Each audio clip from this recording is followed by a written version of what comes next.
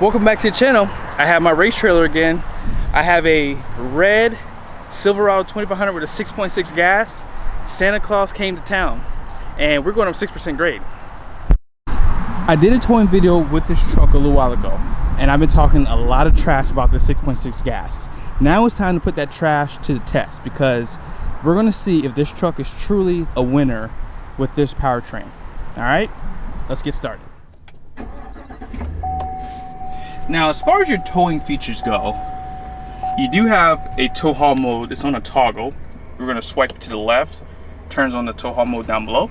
Now, if you switch it to the right, you do have two driving modes. You have off-road and normal, but we're going to keep it at normal for now.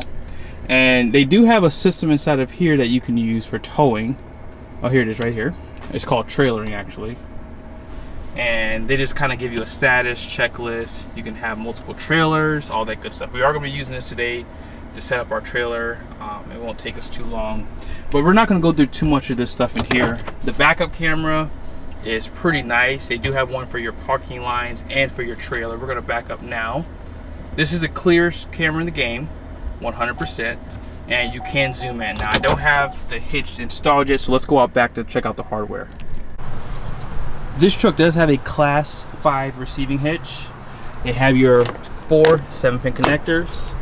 Now, this truck is available with a prep package from the factory, and they would give you the plugs here. They do give you a 4 and 7-pin plug back here too for that. And yeah, let's take a look at the towing numbers next. This is an LTZ, so you're going to have a slightly lower payload because of that, but your gross axle weight rating up front is going to be 5,600 pounds. Gross fuel weight rating is increased on this 3/4 ton at 10,650, so it's 650 pounds higher. Gross combined weight 24,000. The rear gross axle weight rating in the rear is 6,600 pounds. This truck is not too heavy. 7,172 pounds is the curb weight, and that's pretty much what the truck weighs. And max payload 3,478 pounds. Hopefully you guys saw that. I'm so sorry. Now, conventional trailer 14,500 pounds. And you have your max towing weight is 1,450. That's just advertised here because obviously depending on how much passengers and cargo you're carrying, you may have to go less than that. Gooseneck is 16,620 pounds with a 2,490 pound max hitch weight for that. All right, let's try this one more time. So I have the hitch on now. So you have that line and you can zoom in. Perfect, right there. And it should put the parking brake on. Yep. It does detect you have a trailer back there and it applies it since it's electronic. So let's go ahead and measure, drop the weight down, and we're gonna get down the road. All right, so it's a little windy today. All right, so we are at, let's see, 41. I'm gonna use 41. It's probably more or less 41 and 1/16, but I like 41 better.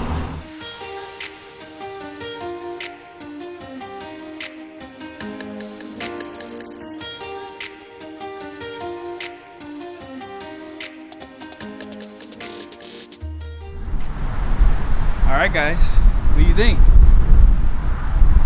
I think that Chevy trucks squat the most. But I've come to the conclusion that they want that to happen because maybe it helps with stability. I don't know. Because every truck I've seen from Chevy, even if it's towing a trailer smaller than this, it seems to have a little bit more squat than you would see from Ram and Ford. But let's take a look at the suspension out back. You do have 5 leafs in the main pack. If you get a 3500, it does come with the overload leaf springs. But this is a pretty good suspension for the most part. It's really comfortable. If you're new to Chevy, they do have IFS, which is independent front suspension. This truck is riding on 20-inch wheels too. I'll show the tires to you guys here in a second. They did upgrade them from the Goodyears, which is pretty surprising. But let's go ahead and get on the road. I have everything already hooked up here. Breakaway switch connected, change across, coupler is locked, and now it's secure. 7-pin connector, and we're good to go. I love these mounting points. Ford has the worst, but Ram and GM trucks, they have the best, I think. They're pretty much tied, about the same what you see, but just a little bit different design. That is That's 38.5, guys. That's about what it dropped last time, I believe, 2.5 inches. So that's about what you're gonna get with 1,000 pounds of tongue weight. 9,000 pound trailer, basically. So not bad. Not bad at all. So I think once you get up to 15 to 1,800 pounds, I don't think it changes much from about what you just saw. I don't think it goes down even more. I think this is about where it sits at. And then when you start going over 2,000 pounds, that's when it really starts to make the truck squat a little bit more, like around 2,900 pounds. So overall, pretty good. All right, guys, so we're gonna set up a trailer really quickly. Okay, add trailer. So we're gonna hit create profile, and I'm just gonna type in race. All right, that's kind of what I call this trailer, so like a race trailer. So RACE, next, conventional, next, and cargo, and trailer features set up, and then you can just hit done at that point.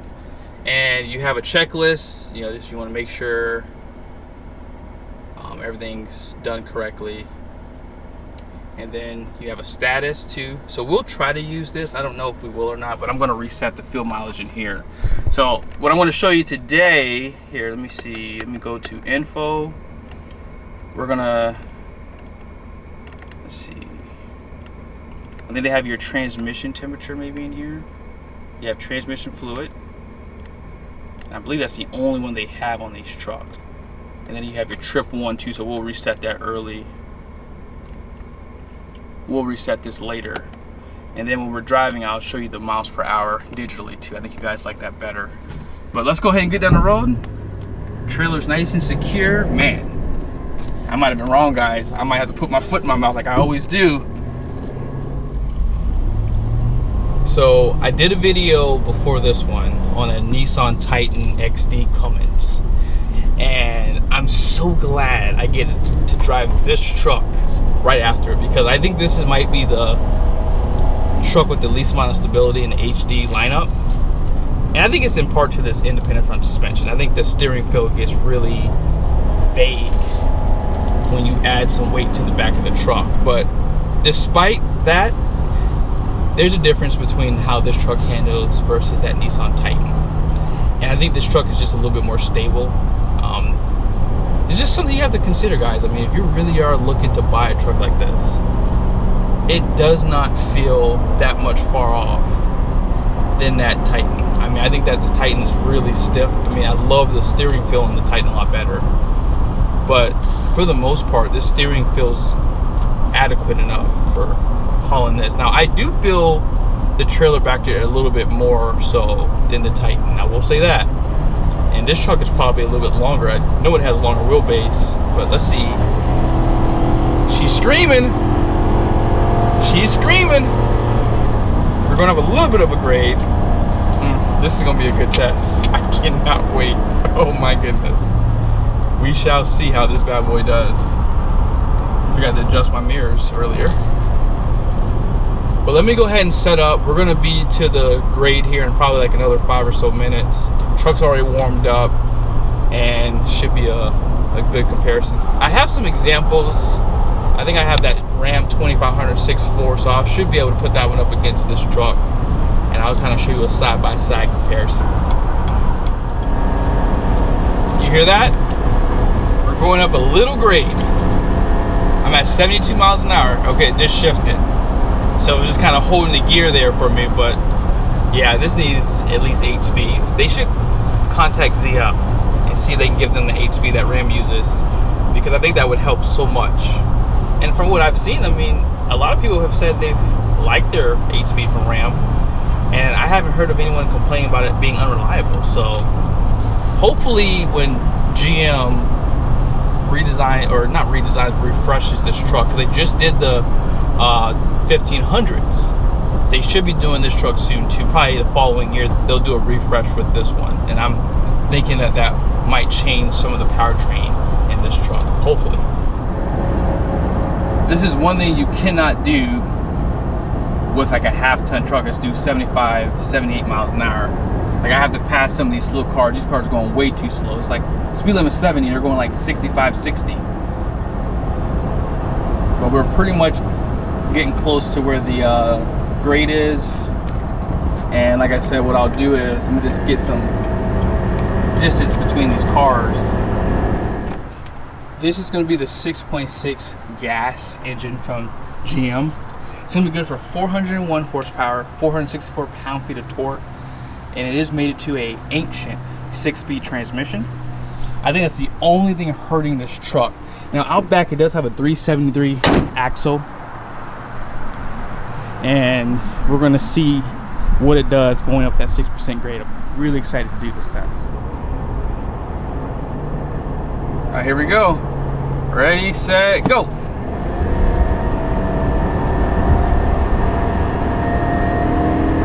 I'm thinking we're in third gear right now.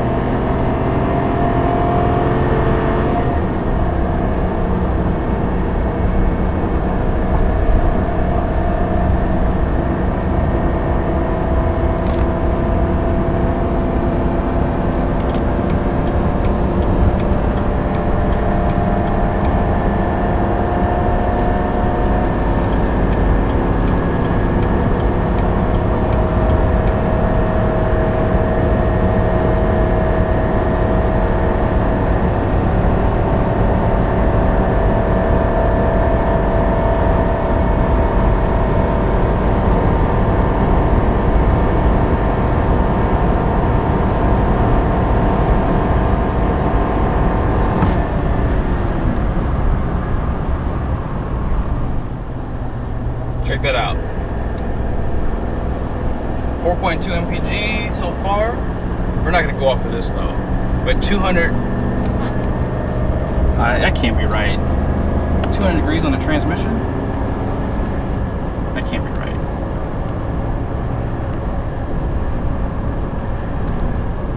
Wow, 208, 210. I think we need a new transmission, guys. Wow. Alright, we're going down just a little bit of a grade.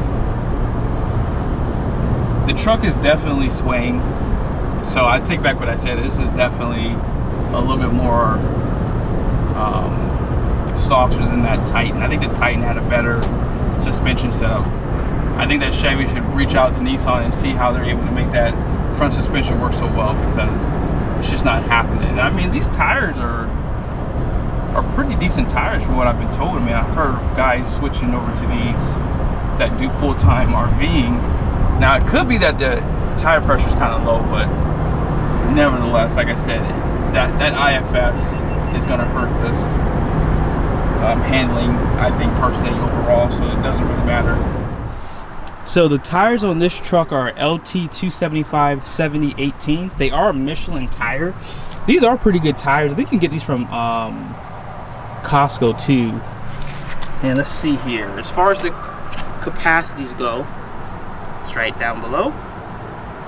So you can see the kilograms and the pounds, 3,640 pounds, and these are going to be 80 psi's too, so pretty robust tire.